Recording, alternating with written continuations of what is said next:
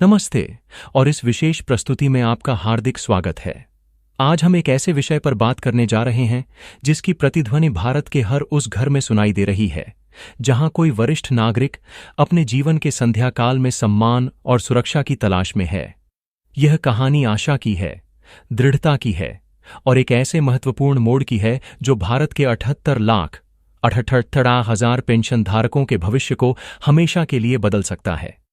दिल्ली के सत्ता के गलियारों में जहां हर दिन अनगिनत राजनीतिक समीकरण बनते और बिगड़ते हैं, पिछले कुछ दिनों से एक ऐसी खामोश हलचल मची हुई है जिसकी तपिश प्रधानमंत्री कार्यालय से लेकर नॉर्थ ब्लॉक तक महसूस की जा रही है। यह हलचल किसी राजनीतिक दल के दांव पेंच का परिणाम नहीं है, बल्कि यह देश के उन वरिष्ठ नागरिकों द्वारा दिए गए एक अल्टीमेटम का परिणाम है जिन्होंने अपना पूरा जीवन इस राष्ट्र के निर्माण में लगा दिया। इस अल्टीमेटम ने एक ऐसा शक्तिशाली भूचाल ला दिया है जिसकी तरंगों ने सरकार की नींव को सोचने पर मजबूर कर दिया है। सरकार के सबसे तेज तर्रार और कुशल खुफिया तंत्र ने इस अल्टीमेटम के देशव्यापी प्रभाव का, इसके सामाजिक और राजनीतिक परिणामों का एक बहुत ही सटीक और विस्तृत आकलन करके अपनी गोपनीय रिपोर्ट देश के शीर्ष नेतृत्व को सौंप दी थी। इस रिपोर्ट के पन्ने केवल आंकड़े नहीं थे, बल्कि उनमें उन लाखों बेबस आंखों की कहानी थी जो हर महीने अपने बैंक खाते में आने वाली मामूली पेंशन को देखती हैं और बढ़ती महंगाई के आगे खुद को और भी ज्यादा लाचार महसूस करती हैं। ये वो आंखें हैं जो कभी देश की प्रगति के सपने देखती थीं, देश को आगे बढ़ाने के लिए दिन रात एक कर देती थीं, और आज उन्हीं आंखों में भविष्य की चिंता और वर्तमान की पीड़ा झलकती है।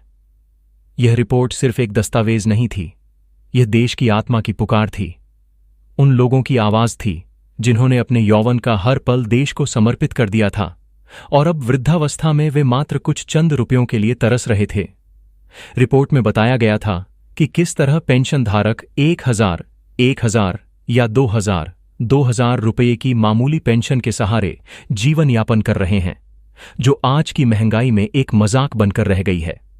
इसमें उन पूर्व कर्मचारियों का दर्द बयान किया गया था जो अपनी दवाओं, अपने इलाज और अपनी रोजमर्रा की छोटी छोटी जरूरतों के लिए भी मोहताज हो गए हैं। उनकी दयनीय आर्थिक स्थिति का विस्तृत ब्यौरा इस रिपोर्ट में शामिल था। साथ ही इस बात पर भी जोर दिया गया था कि उनकी मांगें कितनी वाजिब और न्यायपूर्ण हैं। इस अल्टीमेटम के बाद जो घटनाक्रम हुआ वह किसी बेहतरीन राजनीतिक थ्रिलर फिल्म की पटकथा से कम नहीं है। कहानी का सबसे महत्वपूर्ण अध्याय उस दिन लिखा गया जब पेंशन धारकों के संघर्ष का चेहरा बन चुके, उनके अटूट विश्वास के प्रतीक कमांडर अशोक रावत और देश के गृह मंत्री श्री अमित शाह के बीच एक लंबी, गहन और अत्यंत महत्वपूर्ण बैठक हुई। हमारे सूत्रों के अनुसार यह बैठक सामान्य से कहीं अधिक, लगभग 1 घंटे तक चली। यह कोई औपचारिक मुलाकात नहीं थी, यह एक ऐसा संवाद था जहां एक तरफ देश के सबसे शक्तिशाली मंत्रियों में से एक थे और दूसरी तरफ उन 78,68,000 लोगों की आवाज थी जिनकी आवाज अब तक अनसुनी की जा रही थी। उस बंद कमरे में हुई बैठक में कमांडर रावत ने बिना किसी भूमिका के, बिना किसी लाग लपेट के, सीधे सादे लेकिन चट्टान की तरह दृढ़ शब्दों में अपनी बात रखी। उन्होंने तर्कों, तथ्यों और आंकड़ों के साथ देश के 78,68,000 पेंशन धारकों की पीड़ा, उनकी दयनीय आर्थिक स्थिति और उनकी एकमात्र वाजिब और न्यायपूर्ण मांग को गृहमंत्री के सामने प्रस्तुत किया। उन्होंने बताया कि कैसे 1,000 या 2,000 रुपये की मामूली पेंशन आज के जमाने में एक मजाक बनकर रह गई है। उन्होंने उन पूर्व कर्मचारियों का दर्द बयान किया जो आज अपनी दवाओं, अपने इलाज और अपनी रोजमर्रा की छोटी छोटी जरूरतों के लिए भी मोहताज हो गए हैं। उनकी मांग बिल्कुल स्पष्ट थी, न्यूनतम पेंशन 7,500 रुपये और उस पर महंगाई भत्ते की सुरक्षा, ताकि बढ़ती कीमतों का बोझ उनकी कमर को और ना तोड़ दे। कमांडर रावत ने आंकड़ों के साथ स्पष्ट किया कि वर्तमान पेंशन राशि वरिष्ठ नागरिकों के लिए सम्मानजनक जीवन जीने के लिए पर्याप्त नहीं है। उन्होंने बताया कि किस तरह से स्वास्थ्य देखभाल के बढ़ते खर्च, दवाइयों की कीमतें और बुनियादी जरूरतों को पूरा करने में उन्हें हर दिन संघर्ष करना पड़ रहा है। उन्होंने उन कहानियों को भी साझा किया जहां वरिष्ठ नागरिक अपने बच्चों पर बोझ बनने को मजबूर हैं या अपनी मूलभूत आवश्यकताओं के लिए भी दूसरों पर निर्भर हैं। उनकी प्रस्तुति न केवल तार्किक थी, बल्कि भावनात्मक रूप से भी इतनी शक्तिशाली थी कि वह किसी भी संवेदनशील व्यक्ति को छू सकती थी। उन्होंने गृहमंत्री को यह भी समझाया कि यह केवल एक वित्तीय मांग नहीं है, बल्कि यह सम्मान और न्याय की लड़ाई है। यह उन लोगों के लिए है जिन्होंने देश की सेवा में अपनी पूरी जवानी खपा दी, और अब वे चाहते हैं कि सरकार उन्हें वृद्धावस्था में इस मुलाकात के बाद जो हुआ वह इस पूरे घटनाक्रम का सबसे निर्णायक और सबसे महत्वपूर्ण मोड़ है। गृहमंत्री अमित शाह, जो अपनी असाधारण राजनीतिक कुशलता, अपनी अचूक प्रशासनिक पकड़ और जमीनी हकीकत की गहरी समझ के लिए जाने जाते हैं, उन्होंने इस मामले की असाधारण गंभीरता को तत्काल भांप लिया। उन्हें यह समझने में एक पल भी नहीं लगा कि यह केवल कुछ हजार रुपयों की वित्तीय मांग नहीं है, बल्कि यह एक ऐसा भावनात्मक मुद्दा है जिसके दूरगामी सामाजिक और राजनीतिक निहितार्थ हैं। उन्होंने तुरंत प्रधानमंत्री को इस मामले की गंभीरता से अवगत कराया और 3 मुख्य बिंदुओं पर प्रकाश डाला। पहला और सबसे बड़ा बिंदु था छवि का संकट। उन्होंने प्रधानमंत्री को अवगत कराया कि देश के वरिष्ठ नागरिकों का इस प्रकार सड़कों पर उतरना, अपने हकों के लिए गिड़गिड़ाना, न केवल पार्टी और सरकार की उस गरीब हितैषी और वरिष्ठ नागरिक सम्मान वाली छवि को धूमिल करेगा जिसे वर्षों की मेहनत से अनगिनत योजनाओं के माध्यम से बनाया गया है, बल्कि यह एक बहुत ही घातक और नकारात्मक राजनीतिक संदेश देगा। यह संदेश जाएगा कि जिस सरकार ने गरीबों के लिए घर बनाए, शौचालय बनवाए, मुफ्त राशन दिया, वह सरकार उन लोगों को भूल गई जिन्होंने अपनी जवानी देश की सेवा में समर्पित कर दी। गृहमंत्री ने यह स्पष्ट किया कि इस तरह की छवि का नुकसान न केवल तात्कालिक होगा, बल्कि भविष्य के चुनावों में भी इसके गंभीर परिणाम हो सकते हैं। उन्होंने बताया कि जनता की धारणा में सरकार की संवेदनशीलता पर सवाल उठेंगे और यह देश के नैतिक ताने बाने को भी प्रभावित करेगा। दूसरा महत्वपूर्ण बिंदु था विपक्ष का ब्रह्मास्त्र। उन्होंने समझाया कि विपक्ष, जो पहले से ही सरकार को घेरने के लिए छोटे बड़े मौके तलाश रहा है, इस मुद्दे को राष्ट्रीय स्तर पर भुनाने का कोई भी अवसर नहीं छोड़ेगा। विपक्ष इस मुद्दे को एक ऐसे ब्रह्मास्त्र की तरह इस्तेमाल करेगा जिसकी काट खोजना मुश्किल हो जाएगा। पूरे देश में सरकार को वरिष्ठ नागरिक विरोधी और संवेदनाहीन के रूप में प्रस्तुत किया जाएगा, और यह एक ऐसा दाग होगा जिसे धोना आसान नहीं होगा। श्री शाह ने यह भी बताया कि विपक्ष किस तरह इस मुद्दे को भावनात्मक रंग देगा और इसे जन आंदोलन में बदलने की कोशिश करेगा। उन्होंने जोर दिया कि ऐसे किसी भी आंदोलन को रोकने के लिए तत्काल कदम उठाना आवश्यक है, क्योंकि एक बार जब जनता में गुस्सा भड़कता है तो उसे शांत करना मुश्किल हो जाता है। शब्दों में सलाह दी कि अब आश्वासनों, समितियों और अगली पिछली तारीखों का खेल समाप्त हो चुका है। अब और कोई कमेटी बनाने या रिपोर्ट का इंतजार करने का समय नहीं है। इस मामले को और अधिक खींचना या टालना देश के लिए, सरकार के लिए और पार्टी के लिए विनाशकारी साबित हो सकता है। इसलिए बिना किसी विलंब के तत्काल प्रभाव से पेंशन में सम्मानजनक वृद्धि की घोषणा करना ही एकमात्र सम्मानजनक और विवेकपूर्ण समाधान है। उन्होंने प्रधानमंत्री को यह भी बताया कि जनता अब केवल ठोस कार्रवाई देखना चाहती है और किसी भी प्रकार की देरी या टाल मटोल से विश्वास का गंभीर संकट पैदा हो सकता है। उन्होंने यह भी सुझाव दिया कि यह निर्णय जितनी जल्दी हो सके उतना बेहतर है, ताकि सरकार अपनी ओर से पहलकदमी करती हुई दिखे। इतना ही नहीं, उन्होंने एक रणनीतिक दांव की भी सलाह दी। उन्होंने इस बात पर भी जोर दिया कि सरकार को यह कदम किसी आंदोलन का अवसर दिए बिना, किसी के दबाव में आए बिना स्वयं ही उठा लेना चाहिए, ताकि पूरे देश में यह संदेश जाए कि सरकार ने यह निर्णय किसी के झुकाने पर नहीं, बल्कि अपनी अंतरात्मा की आवाज सुनकर, अपनी संवेदनशीलता और अपने वरिष्ठ नागरिकों के प्रति अपने कर्तव्य और सम्मान के कारण लिया है। इसका एक अत्यंत सकारात्मक और शक्तिशाली संदेश पूरे देश में जाएगा और सरकार की नैतिक सत्ता और भी मजबूत होगी। यह रणनीति इसलिए भी महत्वपूर्ण थी क्योंकि यह सरकार को एक सकारात्मक प्रकाश में प्रस्तुत करती और जनता के बीच सरकार की छवि को और अधिक मजबूत करती। गृह मंत्री का यह आकलन न केवल दूरदर्शी था, बल्कि इसमें वर्तमान राजनीतिक परिदृश्य की गहरी समझ भी झलक रही थी। उन्होंने स्पष्ट रूप से बताया कि इस मुद्दे को टालने का क्या परिणाम होगा और इसे तुरंत संबोधित करने के क्या लाभ होंगे। और अब हम उस जानकारी पर आते हैं जिसका आपको, हमें और देश के लाखों परिवारों को बेसब्री से इंतजार है। गृह मंत्री की इस तार्किक, रणनीतिक और दृढ़ सलाह पर प्रधानमंत्री नरेंद्र मोदी ने क्या प्रतिक्रिया दी? उनकी प्रतिक्रिया क्या थी? हमें जो अत्यंत विश्वसनीय और उच्च स्तरीय सूत्रों से पता चला है, उसके अनुसार प्रधानमंत्री ने गृह मंत्री की पूरी बात को न केवल अत्यंत धैर्यपूर्वक और गंभीरता से सुना, बल्कि उन्होंने यह आश्वासन भी दिया कि वे उनकी सलाह से अक्षरशः सहमत हैं। और इससे भी बड़ी खबर यह है कि प्रधानमंत्री ने कहा कि इस दिशा में सारी तैयारी पहले ही पूरी कर ली गई है। जी हां, आपने बिल्कुल सही सुना। प्रधानमंत्री मोदी ने कथित तौर पर यह स्वीकार किया है कि पेंशन वृद्धि का यह मामला उनकी सरकार की सर्वोच्च प्राथमिकताओं में से एक है और इसे अब और टाला नहीं जाएगा।